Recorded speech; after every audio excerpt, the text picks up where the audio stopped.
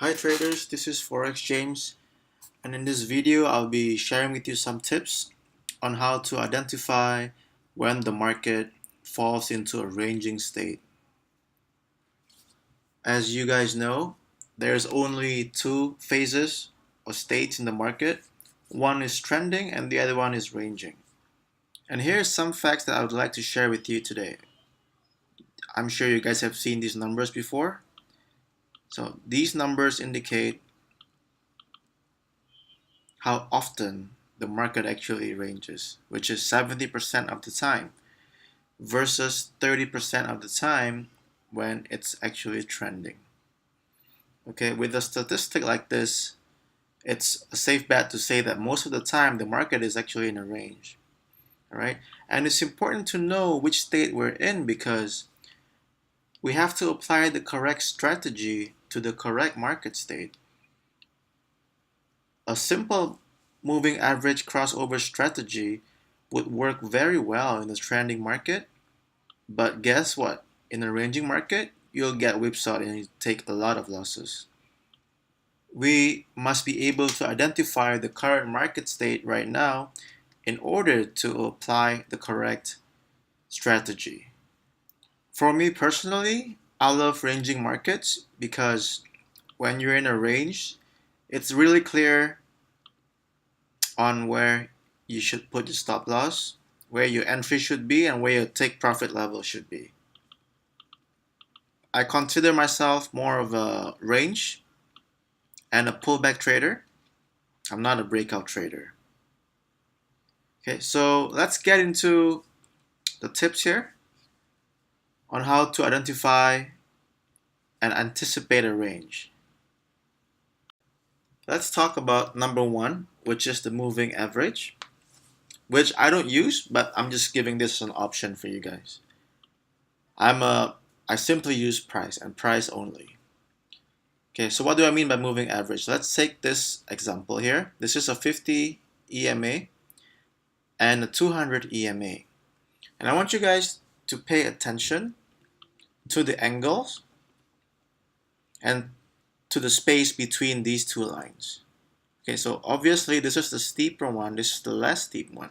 Okay, and in this period here, you can see that the gap actually widens and it stays constant here for a while and then it closes up a bit here. So when this happens, when this space became smaller, this is a sign that the market is going to fall into a range soon. All right, and as you can see here, it sort of formed a range.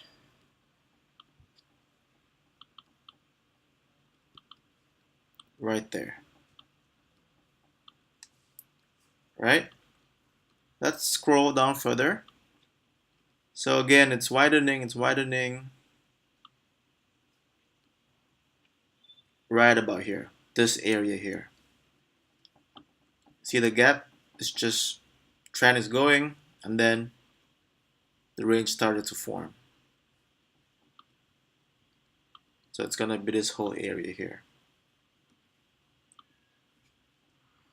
Usually what the market does is it trends and then it ranges for a bit. It could form a triangle, a rectangle, or whatever it is. And then it decides whether it wants to continue or reverse. Okay, so when you see, this is the first clue that we take a look here, maybe around here, that the space between the two MAs are getting smaller. Right, and as you can see here, what do we have here? This is also a range. Right? This is a diagonal range. This is it's also called a downward channel. Right? Let's have a look at another example, just to be clear. Okay, right about here. Price made a big move down, the gap widens, what happens here? At this point, the MA started to go to the upside, and it's the distance is closing up.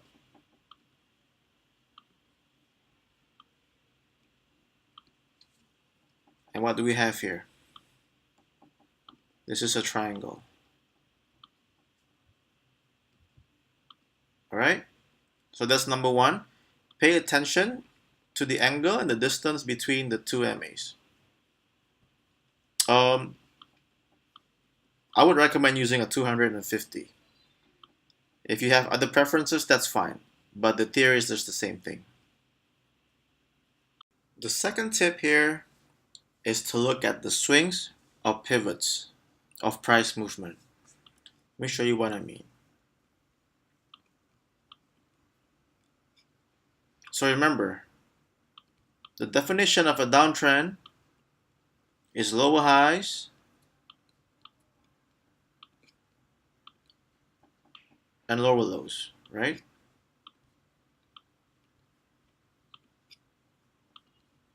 And what happens here? If a range is about to form, it may do something like this.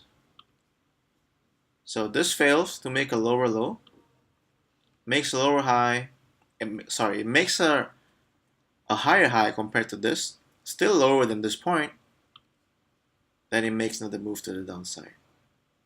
So once price fails to make a lower low, that's your first sign that the market may start to range. And when price breaks this point here, it confirms. The trend might change to the upside, or it may range for a bit. Let's take a look at this chart here, for example. Okay.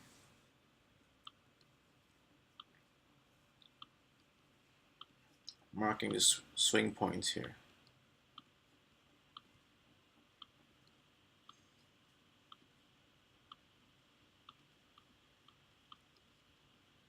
All right. See this pullback? It's higher than this point here, but it still respects this point. So as long as it's making lower lows, it held for a while here, but it made a new low. Let's mark these swing points again. You can already see that the downside momentum is shifting. To this point, just shooting past this point here. Okay. Right there. When this breaks this area here, you could tell that the market is about to change its direction. Right. So this whole area here is what I would call the range. And in this case here, this is also a channel.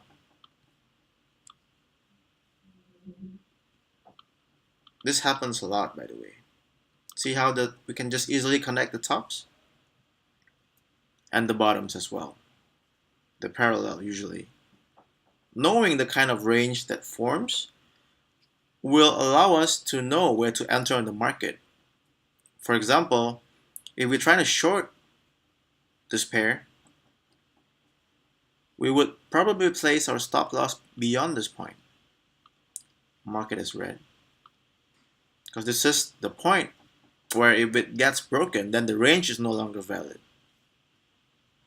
Right? Here's another example on how to spot a range using swing points or pivots. Okay. Mark this here. It's an uptrend. Price made a new high, retraces, made a higher high, retraces, price failed to make a higher high, and it made a lower low.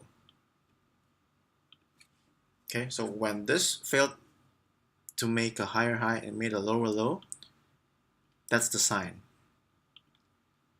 And in this case, the range is a rectangular range.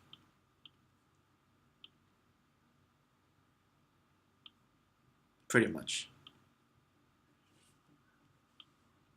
All right. And last of all, we'll take a look at a big momentum move. This is a good example here on the dollar yen. This is a daily chart. After a big move like this, usually a range forms after that. It's really as simple as that.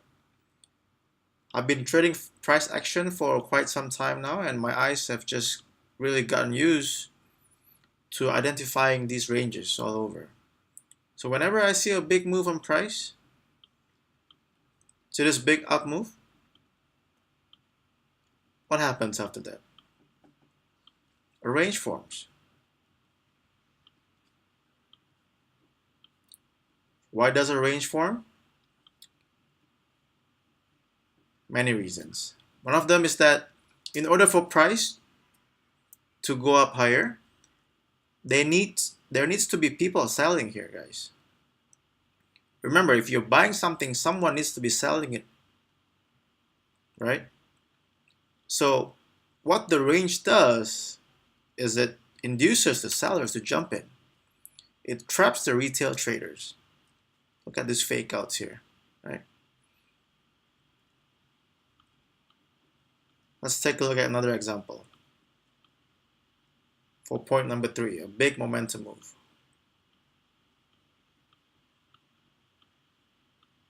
Right here. Okay.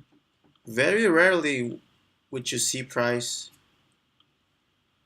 just keep going up like this, because it needs to reset, it needs to get more people involved. All right, so big momentum move followed by a range. Okay, so that sums everything up here, the 3 things to look out for to anticipate a range. So keep in mind, always know the state of market you're trading in. That way you'll know when to apply a ranging strategy or a trending strategy. Because if you're trying to trade a range with a trending strategy, I don't think it's such a good idea.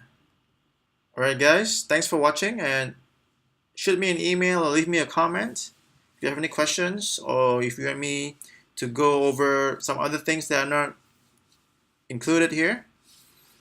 And be sure to give me a thumbs up if you enjoyed the video. Thank you.